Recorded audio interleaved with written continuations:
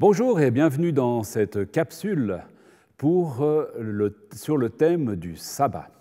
Je me suis inspiré pour ce petit partage de deux articles tirés de l'Encyclopédie Universalis, un premier qui parle du sabbat de Françoise Armango et le second sur le dimanche de Robert Gabier.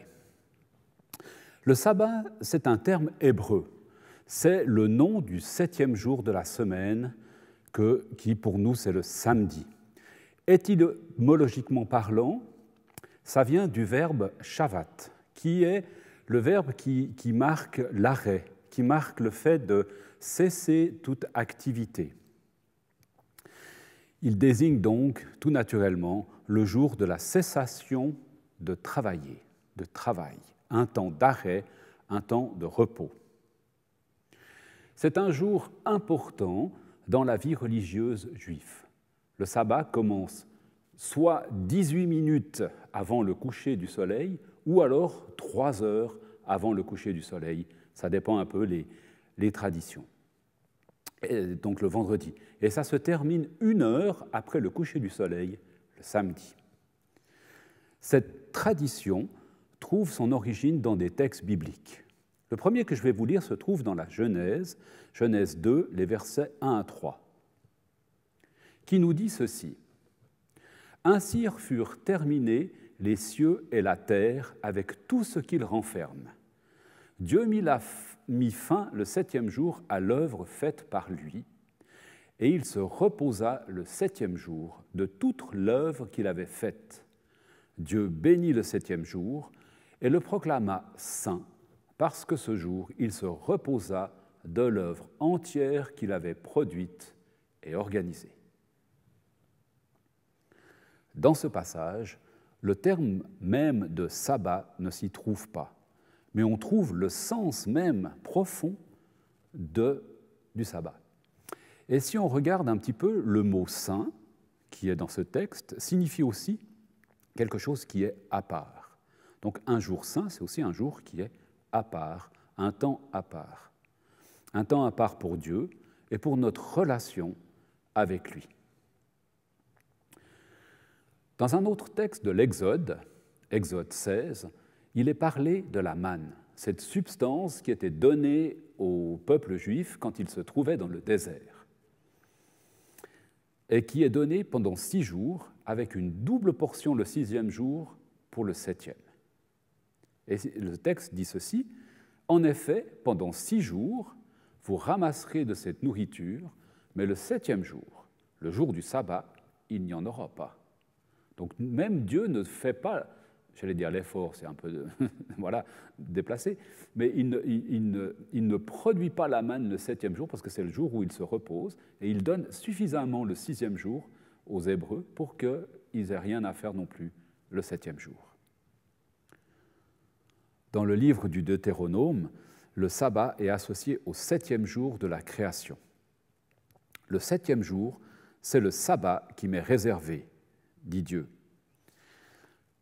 Tu ne feras aucun travail ce jour-là, ni toi, ni ton fils, ni ta fille, ni tes serviteurs ou servantes, ni ton bœuf, ni ton âne, ni aucune autre de tes bêtes, ni l'immigré qui réside chez toi. Tes serviteurs et tes servantes doivent pouvoir se reposer comme toi. Un jour mis à part pour le Seigneur, mais aussi un jour de souvenir de la libération du joug égyptien. Et je vous lis ce passage, qui est la suite en fait de ce que je viens de vous lire. « Ainsi, tu te souviendras que tu as été esclave en Égypte et que je t'ai fait sortir grâce à ma puissance irrésistible. C'est pourquoi moi, le Seigneur ton Dieu, je t'ai ordonné de faire ainsi le jour du sabbat. » Et si on regarde encore un peu plus loin, même la construction du sanctuaire devait s'interrompre le jour du sabbat. Et pourtant, le sanctuaire, c'était vraiment le lieu de résidence de Dieu, le lieu de la rencontre avec Dieu.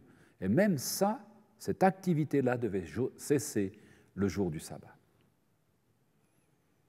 Donc le vécu sabbatique est conduit par des commandements négatifs et des commandements positifs. Alors, sont interdites toute une série de choses, je vous en cite quelques-unes. On n'a pas le droit de semer, ni de labourer, ni de moissonner, ni de tondre la laine, ni de la laver, ni de la peigner, ni de la teindre. On n'a pas le droit d'écrire ou d'effacer ou de bâtir ou de démolir, d'éteindre le feu, ni de l'allumer d'ailleurs, de transporter des choses, etc.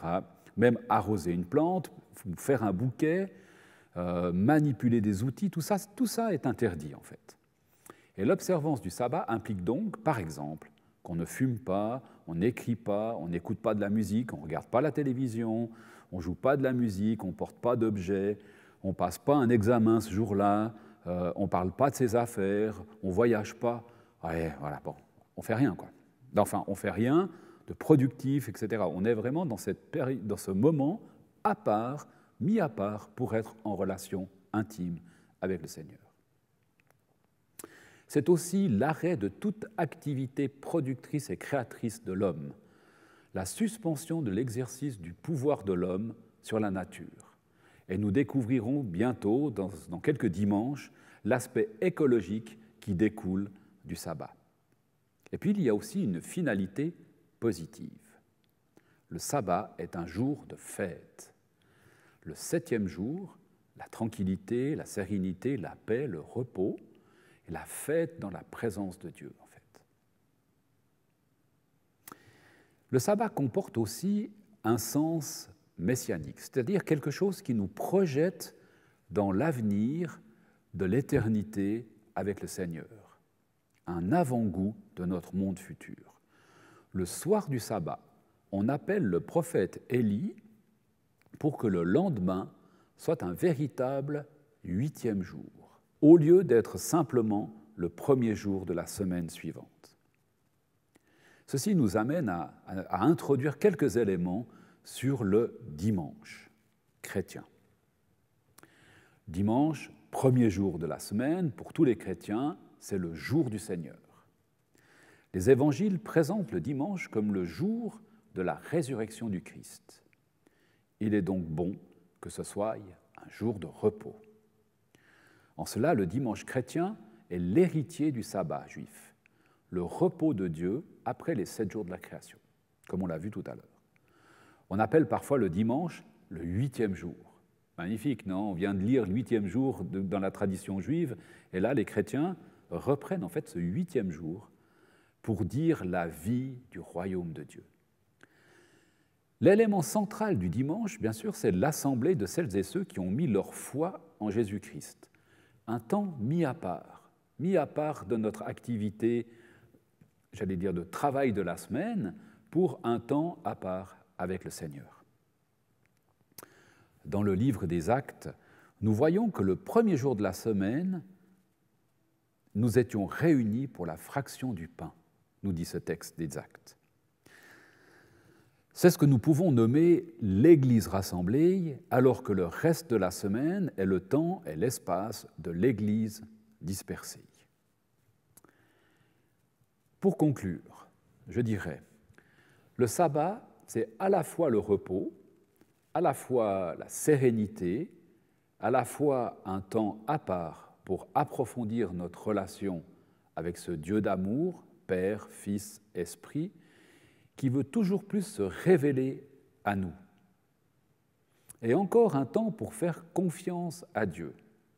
Nous stoppons toute notre activité lucrative en lui faisant confiance pour subvenir à nos besoins. Nous laissons Jésus nous dire que le sabbat est fait pour l'homme et non pas l'homme pour le sabbat. Un temps à part, pour toi, pour moi, pour nous tous, pour une respiration spirituelle avec notre Père céleste. Alors nous pouvons dire dimanche matin, bienvenue à toi Seigneur dans notre temps de congé hebdomadaire. Viens, prends la place qui te revient, celle du roi, celle de Seigneur. Et je vous souhaite à toutes et tous un joyeux dimanche dans sa paix, son repos, dans sa présence bienfaisante, à la fois reposante et stimulante. À Dieu seul soit la gloire.